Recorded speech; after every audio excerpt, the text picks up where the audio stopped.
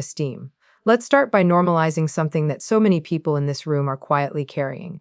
If you grew up in a narcissistic family and the idea of becoming a parent fills you with fear, esteem, hesitation, or even dread, that reaction makes complete sense. It's not a personal failing, it's not immaturity, it's not selfishness, esteem. It is a nervous system that learned very early that family was not a safe place to land.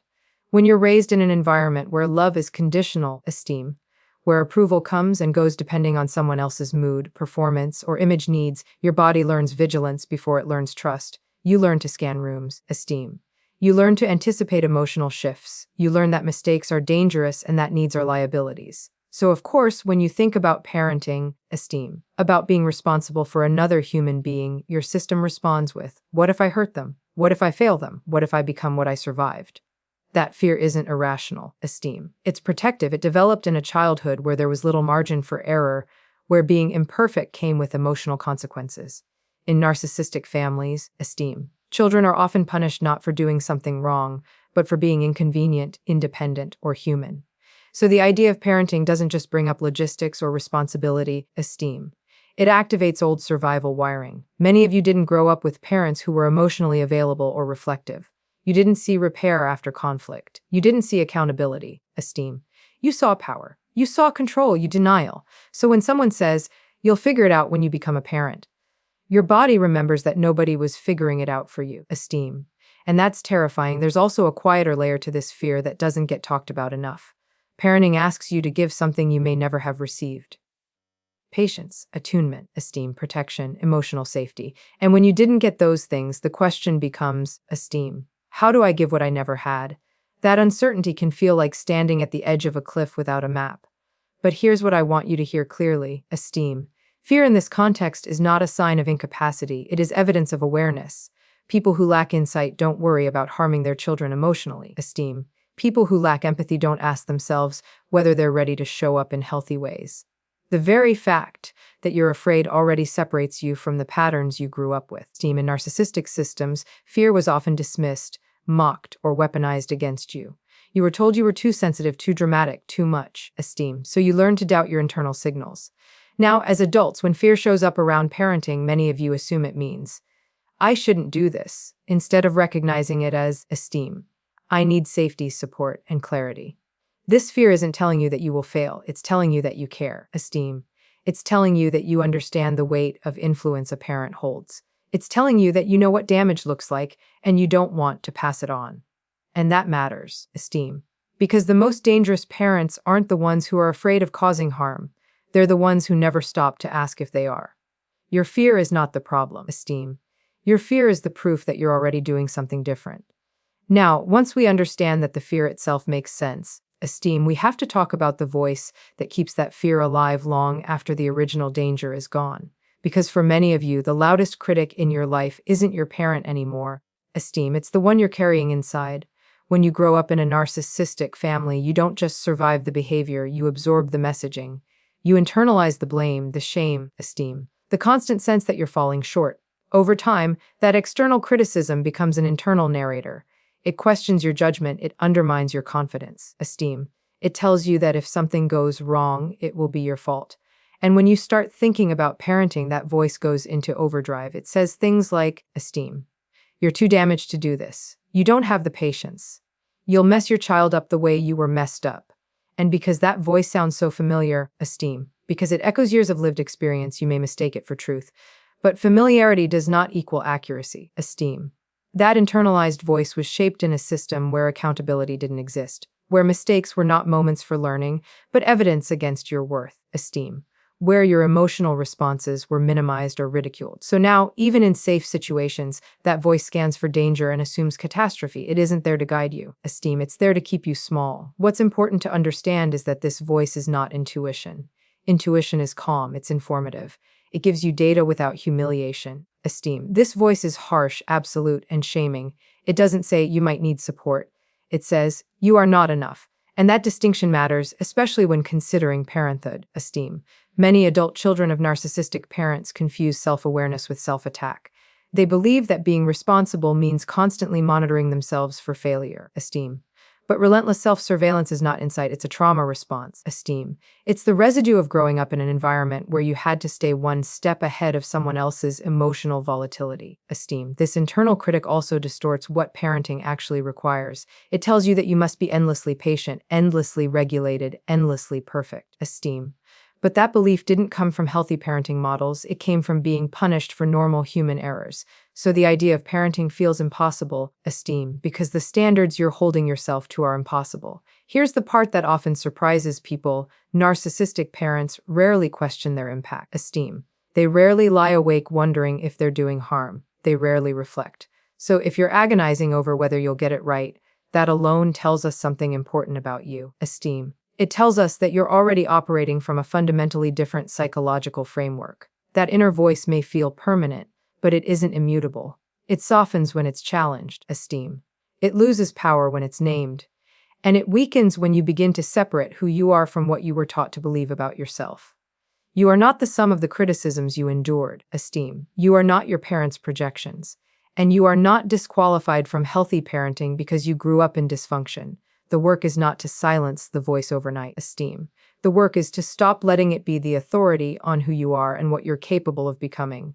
That voice was learned, but it doesn't get to lead your future, esteem. Once we've named the fear and recognized the internalized voice driving it, we arrive at what may be the most haunting concern of all, esteem. The fear of becoming the very person who caused you so much pain. For many survivors of narcissistic families, this isn't a vague worry. It's a constant, almost intrusive thought, esteem. A sense that something harmful lives inside you, waiting for the moment it might slip out and damage someone you love. This fear often shows up as hypervigilance. You monitor your tone, esteem. You analyze your reactions. You replay conversations in your head, searching for signs that you sounded controlling, dismissive, or cold, esteem. You may even pull back from closeness because closeness feels dangerous, because you learned that intimacy was where harm happened. And when you imagine parenting, esteem, that hypervigilance can feel overwhelming. Parenting doesn't allow for distance, it requires presence. And presence for you has historically come at a cost, esteem. There's also a paradox here that's important to name.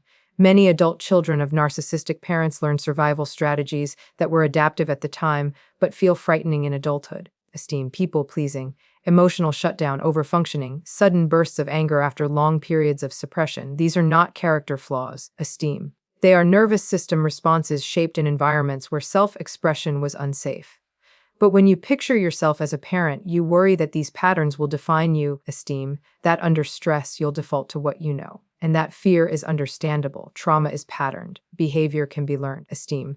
But what's missing from that narrative is the role of awareness. Cycles don't repeat automatically. They repeat when they're unexamined. Esteem, one of the most significant differences between narcissistic parenting and conscious parenting is reflection. Narcissistic systems don't ask, "How did my behavior affect you?" They ask, esteem, "How did you make me feel?" If you're sitting with fear about your impact, if you're questioning yourself, if you're actively trying to understand your reactions, esteem, you are already standing outside the cycle. Another piece that often gets overlooked is how survivors confuse emotional reactions with emotional harm. You may fear that feeling irritated, esteem, overwhelmed, or frustrated automatically makes you unsafe. But emotions are not abuse. What causes harm is the absence of repair, accountability, and attunement, esteem. Healthy parents lose their patience. Healthy parents make mistakes. The difference is that they come back, they apologize, they explain, and they reconnect, esteem. That's not something narcissistic parents did. Many of you didn't grow up seeing repair. You grew up seeing denial. So your mind equates any rupture with catastrophe, esteem. But children don't need perfection. They need honesty, consistency, and the experience of being seen again after conflict. And that is something you can learn even if you didn't witness it, esteem. There's also grief embedded in this fear. The fear of repeating the cycle isn't just about your future child, it's about your younger self, esteem. It's the part of you that needed protection and didn't get it. When you imagine yourself failing a child, you're often imagining failing yourself all over again. That pain deserves compassion, esteem, not judgment. Breaking cycles doesn't require you to erase your past. It requires you to engage with it differently, esteem. It requires you to notice when old patterns surface and choose response over reaction. And yes, that takes work, esteem. But the fact that you are even asking these questions tells us something crucial. People who repeat cycles unconsciously don't worry about repeating them, esteem. So if you're afraid of becoming what hurt you, understand this fear is not the marker of inevitability, it's the marker of interruption. Awareness is the crack where cycles begin to break. Esteem. As we move deeper into this conversation, something else often rises to the surface, sometimes quietly, sometimes with overwhelming force. For many people who grew up in narcissistic families, esteem, the fear of parenting is inseparable from a grief that was never given space to exist. Because becoming a parent, or even imagining it, esteem, has a way of shining a bright light on what you never had. When you see or think about healthy parenting, something inside you may ache. You notice the gentleness, the patience, esteem, the protection, and suddenly there's a painful awareness of how foreign those experiences were in your own childhood. You might find yourself asking, esteem, why was it so hard for them? Or, why didn't anyone show up for me like that? These questions aren't intellectual. They're emotional, and they carry grief. This grief often surprises people, esteem. You may have thought you were past it, you survived, you functioned, you became competent, independent, and capable. But grief doesn't operate on a timeline, esteem. And it doesn't disappear just because you've built a life. Parenting-related milestones, pregnancy, adoption, caregiving, even watching others parent, esteem, can reopen wounds you didn't know were still tender. In narcissistic families, grief is rarely acknowledged. Children are expected to adapt, not mourn, to be resilient, not reflective, esteem. So many of you learned to minimize your own losses. You told yourself it wasn't that bad, or that others had it worse. But grief doesn't respond to comparison. It responds to recognition, esteem. There is a particular kind of grief that shows up here, the grief for the parent you needed but never had. Not the fantasy version, the real one, esteem. The parent who could tolerate your emotions without making them about themselves. The parent who protected you instead of competing with you. The parent who repaired instead of denied, esteem. When you step into the possibility of being that parent for someone else, the absence of having received it can feel almost unbearable, esteem. And here's where fear often disguises itself as avoidance. Some people say they're afraid of parenting when what they're really afraid of is re-entering a landscape of unmet needs, esteem. Parenting can trigger a painful question. If I can love a child this way, why wasn't I loved this way? That question can shake your sense of reality. It can bring anger, sadness, esteem, and deep confusion. There's also the grief of lost innocence. Many survivors were parentified early. You became the emotional regulator, the peacekeeper, the responsible one, esteem. So the idea of parenting doesn't feel like a new chapter. It feels like a continuation of a role you never consented to. That's not fear of parenting, that's exhaustion layered with grief, esteem. What's important to understand is that grief does not mean you are broken or unready. It means you're honest. It means you're finally allowing yourself to acknowledge what was missing, esteem. And that acknowledgement, while painful, is also grounding. Because you cannot heal what you refuse to name. Grief and love can coexist, esteem. You can mourn what you didn't receive and still choose to give something different. But that requires gentleness with yourself, esteem. It requires letting go of the idea that your grief must be resolved before you move forward. It doesn't. It needs to be held, not eliminated. If you allow yourself to grieve, esteem, not as a judgment of your parents, but as an act of self-respect, you create space for clarity instead of fear. You stop running from the pain and start understanding it. And from that place, esteem, your choices become more intentional. You are not afraid of parenting, you are honoring the child in you who deserved better. After fear, awareness, vigilance, and grief, esteem, there's an important reorientation that has to happen, esteem. Because many of you are trying to decide whether you can be a good parent, using a definition of parenting that was never healthy to begin with. If you grew up in a narcissistic family, esteem, your blueprint for parenting was distorted. It was shaped by control, image management, emotional withdrawal, or emotional intrusion. So before you decide whether you're capable of parenting, esteem, we have to talk about what good parenting actually is and what it isn't. In narcissistic systems, parenting is often performative. It's about how the family looks, not how it feels. Esteem, obedience is confused with respect. Silence is mistaken for harmony. And love is often conditional on compliance. When that's your model, esteem, parenting feels like a high-stakes role you must execute flawlessly or risk causing damage. No wonder it feels overwhelming. Healthy parenting doesn't require emotional perfection, esteem. It requires emotional presence. It's not about never raising your voice or never feeling frustrated. It's about what happens after those moments. Repair is the cornerstone. Being able to say, esteem, I was wrong. That wasn't about you. Or I'm sorry is not a failure of authority. It's the foundation of trust. Many of you never heard those words growing up, esteem. So you assume parenting means never making mistakes. That assumption is what creates fear. Another myth many survivors carry is that boundaries are cold or rejecting. In narcissistic families, esteem, boundaries were either non-existent or punitive. So you may worry that setting limits will harm a child, or that being emotionally available means sacrificing yourself completely. Esteem. Healthy parenting is neither enmeshment nor withdrawal. It's consistency, it's predictability, it's knowing where you end and your child begins. Esteem. There's also a belief that good parents are endlessly selfless, that they suppress their needs, emotions, and identities for their children. But that belief often comes from parentification, esteem, being forced to care for others before you were cared for. Children don't benefit from parents who erase themselves. They benefit from parents who model regulation, self-respect, and balance. Esteem. Many of you underestimate yourselves because you equate kindness with weakness. You worry that being gentle means being permissive, or that being empathic means losing control. Esteem. But empathy and structure are not opposites. In fact, they work best together. A calm, attuned parent who can hold limits without shame is far more effective than one who relies on fear or dominance. Esteem. Another important recalibration is understanding that parenting is not about control, it's about guidance. Narcissistic parents often needed their children to meet their emotional needs. Esteem.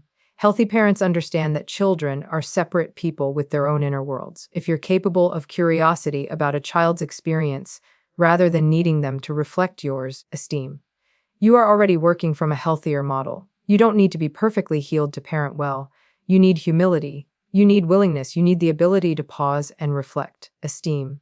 And those qualities are far more common in people who have done deep self-examination than in people who never had to. When you redefine parenting through the lens of repair, boundaries, esteem, emotional presence, and respect, the question shifts. It's no longer, am I good enough? It becomes, am I willing to stay conscious, accountable, esteem, and connected? And that is a far more realistic and compassionate standard. Healthy parenting isn't about being everything. You just need to be real, responsive, and willing to repair, esteem. So after we've talked about fear, the internalized voice, the worry about repeating cycles, the grief, and the redefinition of what healthy parenting actually looks like, esteem, we arrive at the question many of you are quietly asking yourselves, what now? Do I need to be fully healed before I even consider becoming a parent? Do I need to resolve every wound, esteem, quiet every trigger, and rewrite my entire nervous system before I'm allowed to take this step? The answer is no. And for many people, hearing that is both relieving and unsettling. Esteem. Healing is not a finish line. It's not a state of permanent calm or flawless regulation. Healing is a process of awareness, support, and choice. And parenting, when done consciously, esteem, can exist alongside that process not as a substitute for healing, but as a context in which healing continues. What matters most is not perfection, but preparation. Esteem. That means knowing your patterns, knowing what overwhelms you, knowing when you're slipping into old survival responses. And just as importantly, knowing where to turn when that happens. Esteem. Support is not a luxury, it's essential. Therapy, education, community, and honest conversations are not signs of weakness, they are signs of responsibility. Esteem. Many survivors carry the belief that they have to do this alone. That belief was forged in childhood when asking for help wasn't safe or didn't work. Esteem. But conscious parenting requires the opposite. It requires you to build scaffolding around yourself so that when stress hits, and it will, you're not relying solely on willpower. Esteem. Boundaries play a crucial role here, not just with children, but with extended family, especially if narcissistic dynamics are still present. Protecting your parenting space from manipulation, esteem, criticism, or undermining is part of breaking cycles. You don't owe access to people who destabilize you, even if they share DNA. There's also a shift that has to happen internally. Esteem. You stop asking, how do I make sure I never mess up? And start asking, how do I repair when I do? Because rupture is inevitable. Repair is what builds security. Esteem. Children learn resilience not from parents who never struggle, but from parents who show them how to navigate struggle with honesty and care. Another important piece is self-compassion, esteem. Many of you are far harder on yourselves than you would ever be on a child. You expect yourself to tolerate levels of stress, self-doubt, esteem, and emotional load that you would never impose on someone you love. Healing means extending the same grace inward that you hope to offer outward. It's also okay to move slowly. Esteem. Some people choose to delay parenting. Some choose not to parent at all. Some choose alternative paths to caregiving. Conscious choice, esteem, rather than fear-driven avoidance or pressure-driven compliance is what matters. Parenting should not be a reenactment of obligation. It should be an intentional decision rooted in clarity, esteem. And for those who do step into parenting, remember this: you are not trying to create a perfect childhood. You are trying to create a safe enough one. One where emotions are allowed, esteem, where mistakes are addressed, where love is not contingent on performance. That alone is a radical departure from what many of you experienced. Healing doesn't mean erasing your past, esteem. It means no longer letting it unconsciously dictate your future. You don't need to be healed to be a good parent. You need to be awake, supported, and willing to choose differently.